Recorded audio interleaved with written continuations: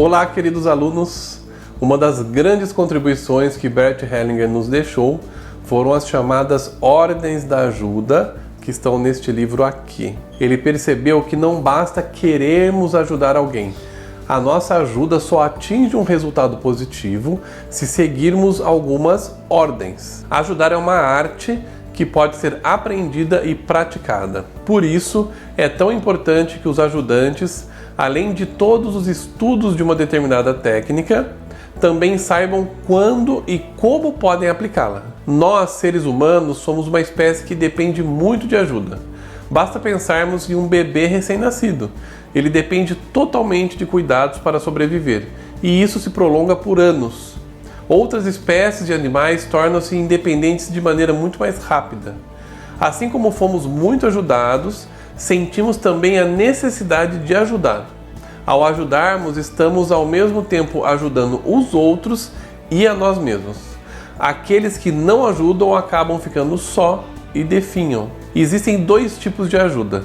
A primeira se refere a parceiros, ou seja, entre pessoas do mesmo nível. Quem recebeu o que deseja e precisa sente a necessidade de dar algo em troca, compensando assim essa ajuda. Nesses casos existe a reciprocidade.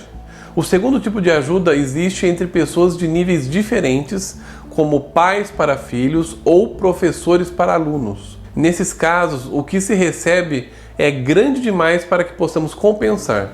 Com isso, só nos resta o reconhecimento pelo presente que nos deram e o agradecimento que vem do coração. A compensação nesses casos só acontece quando se passa isso adiante, por exemplo, aos filhos ou futuros alunos. Para que uma ajuda aconteça, existem duas condições essenciais. Primeiramente, o ajudante precisa ter recebido e tomado o que pretende oferecer. Só assim ele terá força de ajudar os outros. Em segundo lugar, aquele que queremos ajudar precisa necessitar e desejar aquilo que podemos e queremos dar a ele. Se essas condições não forem respeitadas, nossa ajuda se perde no vazio. Vamos agora abordar as 5 ordens da ajuda trazidas até nós por Bert Hellinger. A primeira ordem da ajuda consiste em dar apenas o que se tem e somente tomar o que se necessita. Temos uma desordem quando alguém quer dar o que não tem. Isso tira totalmente a força daquilo que se está oferecendo. Vamos pensar, por exemplo, em algum profissional que está oferecendo um serviço e ao conversar com essa pessoa, você percebe que ela não conhece de maneira profunda o que está oferecendo.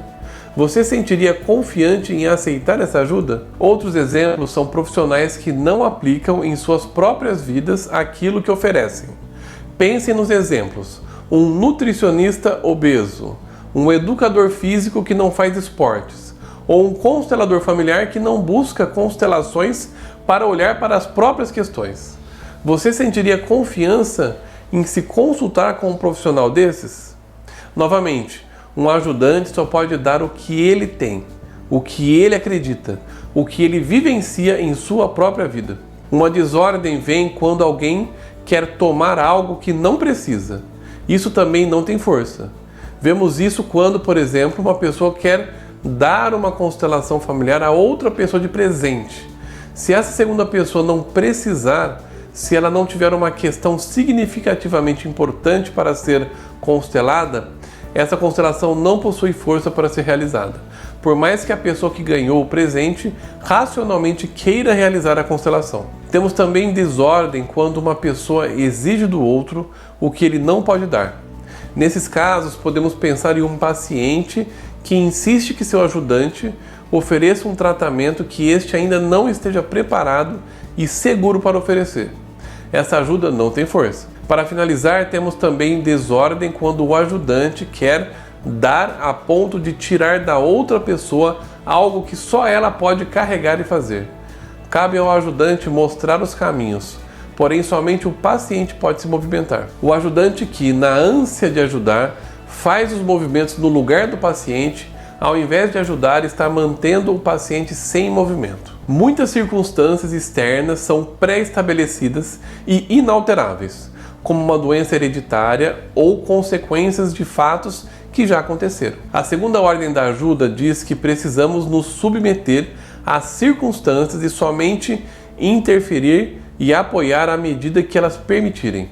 Essa ajuda é discreta e tem força.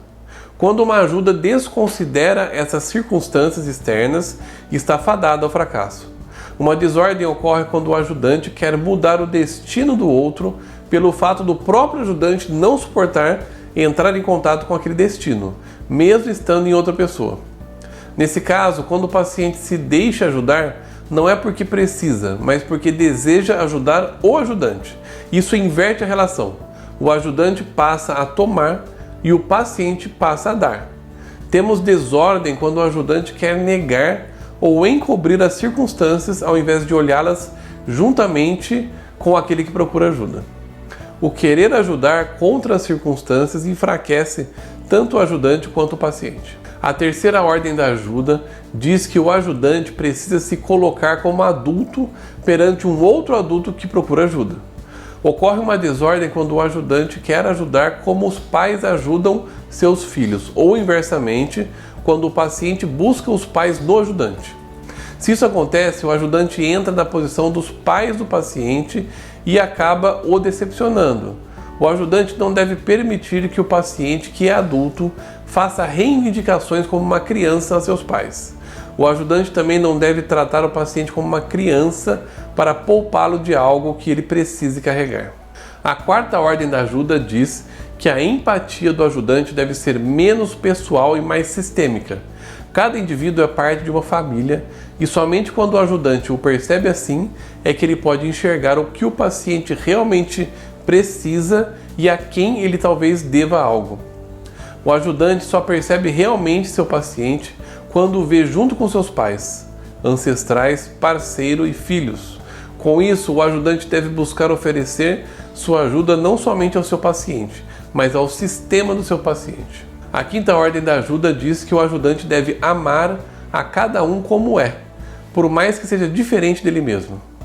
Ele deve dar um lugar em sua alma não somente ao paciente, mas também à pessoa de quem o paciente se queixa. Com o coração aberto dessa maneira, é possível primeiro uma reconciliação dentro do coração do ajudante e com ela também uma reconciliação no sistema do cliente. A desordem aqui acontece quando existe um julgamento sobre os outros. Isso acontece quando o ajudante toma partido pelo lado do paciente, acreditando em suas histórias e considerando outras pessoas como más, como vilãs. Dessa maneira, a ajuda não se torna possível, pois quem realmente ajuda não julga. E você, querido aluno, o que você achou desse vídeo? Você estava ajudando da maneira correta conforme as ordens da ajuda de Bert Hellinger? Escreva pra gente nos comentários. Um abraço e até o próximo vídeo.